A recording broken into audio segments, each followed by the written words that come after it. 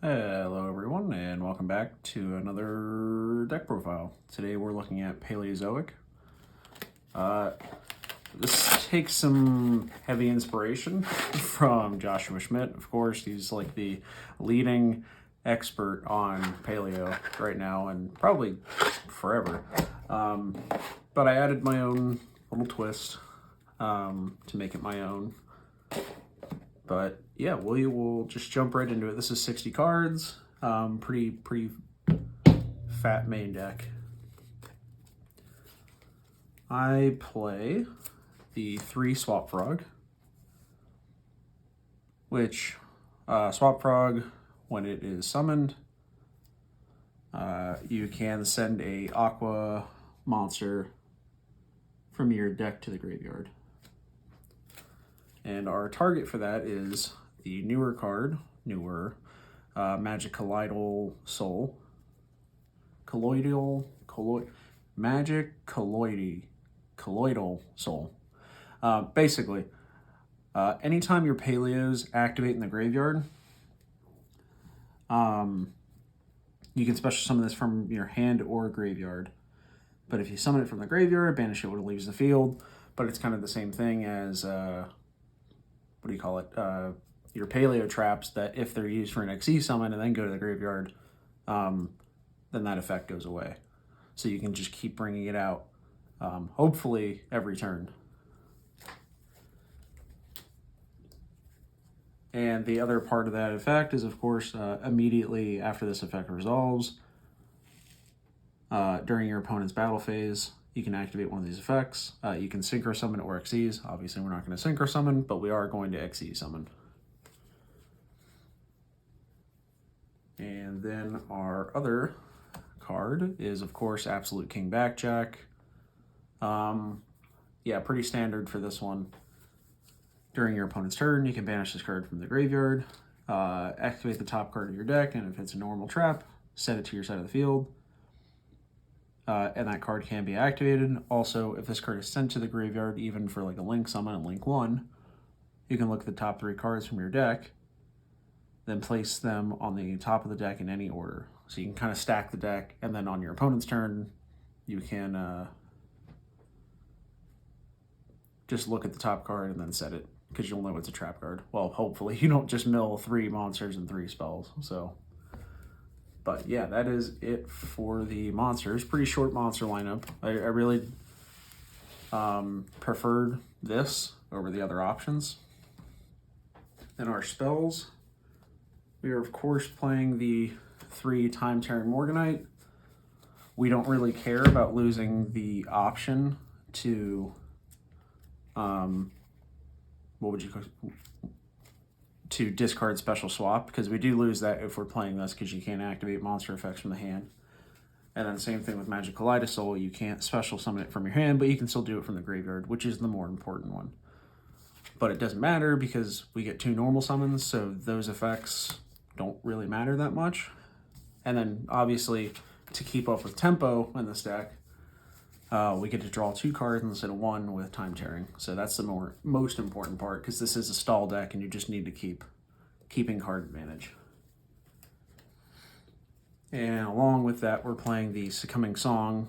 So basically, if we mill this card, we can banish it and then search for the other Time Tearing, which is really important. The other battle stuff is okay. Not super important, but we're just playing this to search Time Tearing, basically. We are also playing Trap Tantalizing Tune. Discard 1 level 4 insect or plant monster, or 1 normal trap, draw 2 cards. And the other really good part about this card is then target one of your... You can banish this card from your graveyard. Target one of your banished level 4 insect, plant, or normal traps, place it on the bottom of the deck. So you can put back your banished traps, like, of course...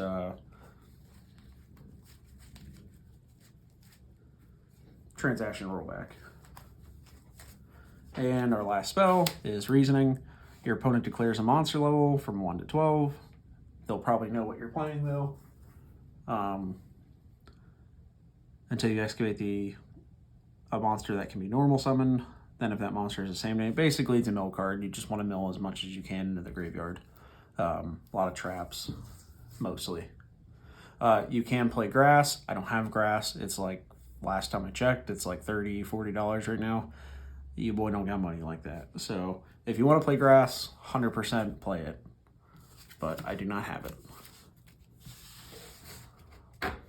That is it for the spells, and now we get into all the traps, which that's what you're here for. We play the triple Canadia. This is our Paleozoic lineup. This is a Book of Moon, Dynamiscus, which is a discard, banish one on the field. It is card, so it can be anything. It's not just monster. This is our MST, target one spell and trap, destroy it.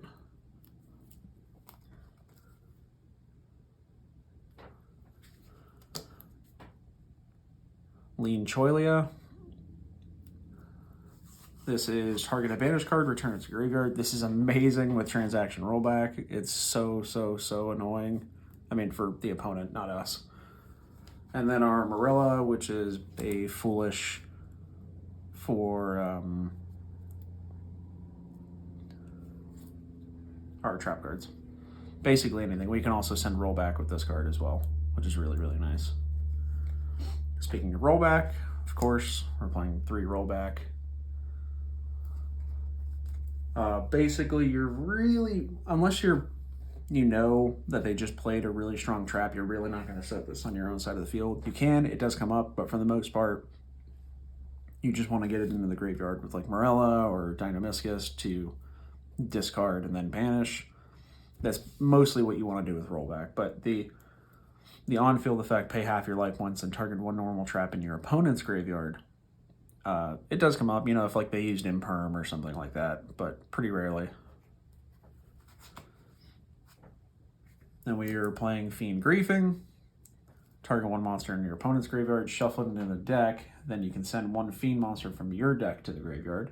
It's pretty good if they have something that targets something in the graveyard to bring it back. You can just shuffle that target back into the deck and then get your own search with Backjack. Then we have Needlebug Nest. Send the top 5 cards of your deck to the graveyard. All it is just a mill card, but it's a trap card, so you can chain your Paleos off of it. Daruma Karma Cannon, of course. This card is very strong right now. Change as many monsters on the field as possible to face down defense position. Then if either player controls a monster, they must send all face-up monsters they control to the graveyard. Pretty good for getting rid of your opponent's like link cards because they can't go in defense position and things like that, or cards that are unaffected by things. This is your opponent.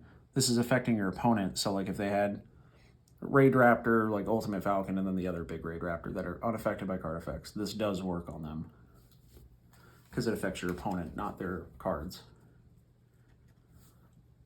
Then Rise to Full Height. This is another good card to mill off of. I'm playing a couple cards like that, though the Rise to Full Height's not really a new one. A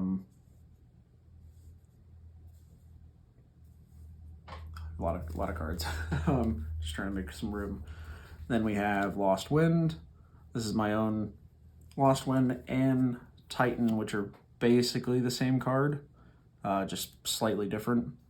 So this one can target any special summon monster. This one can target only cards that were special summoned from the extra deck, but they can both reset themselves from the graveyard from being milled as well, which is really nice.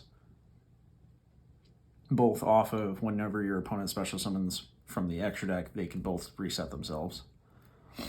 Also still a target for rollback as well. And then we play the 3 trap trick, of course. Banish one normal trap from your deck, and then set the same one with the same name from the deck. So you can really only target your 3-ofs, which all of the traps are 3-ofs, except for the last 2, which are Element Burst and Threatening Roar. Everyone knows about this one. If you're playing Paleo, this is really funny. Transaction rollback. bypasses any of the, what do you call it? It becomes the activation effect, so you don't need to have the cost, I guess, the tribute, one of each, wind, water, fire, and earth.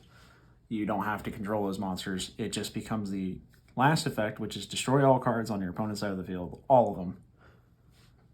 Spells, traps, monsters, everything. And then threatening roar, your opponent can't declare an attack. But this is all built around transaction rollback. That's how you play the deck now. And the new card as well helps a lot with bringing out more Xyz monsters, a lot more. But yeah, that is it for the traps. We'll go into the extra deck. Of course, lots and lots and lots and lots of traps.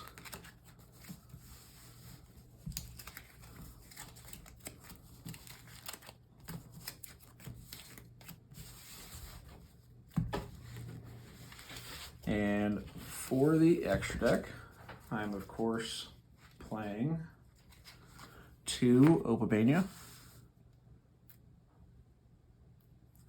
All of the Paleozoics, even the main deck ones, when they're on the field as monsters, they are unaffected by monster effects, which does come up quite a bit, so don't forget about that.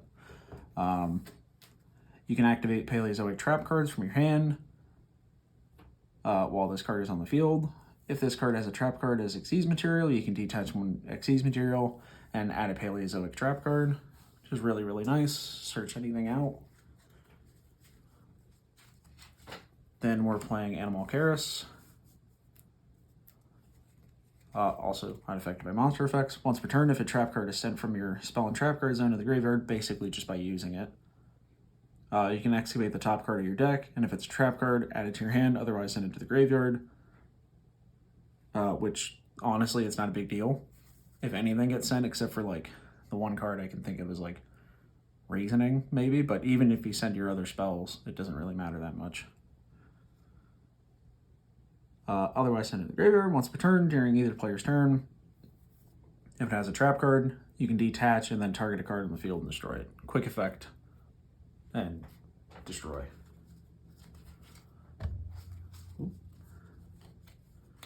We are playing 2 Toad still. This is just an Omni Negate, as you know. A lot of people don't know, but like if you're new to the game, Toad doesn't have to tribute itself for the negate. It can tribute any aqua monster, including the trap monsters like Canadia. So, granted, they will be banished because they were brought back from the graveyard, but still. Or if you have like Swap Frog still sitting in your hand, you can use Swap from your hand as well for the cost of the negate. 1 Gigantic and 1 Divine Arsenal, AA Zeus, Sky Thunder. Pretty standard. And then for the links, we're playing the 1 Cambroster, unaffected by other monster effects. Basically, once per turn, target 1 set card on the spell and trap card zone and send it to the graveyard. That works on your opponent's stuff as well. And if you do, set 1 Paleozoic trap from your deck, and it can be activated this turn. If a set card you control be destroyed by a card effect, you can banish this card from your field or graveyard instead. A little back row protection as well. Sprite Sprin, the Starboy, 1 Anemone. These probably aren't going to come up too often. Zelantis, so you can do the Anemone Zelantis play. And our Link 1s are Anima and Almirage.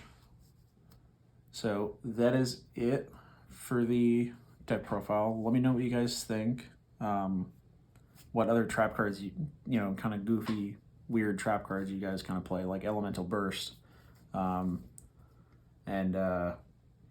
I'll see you next time.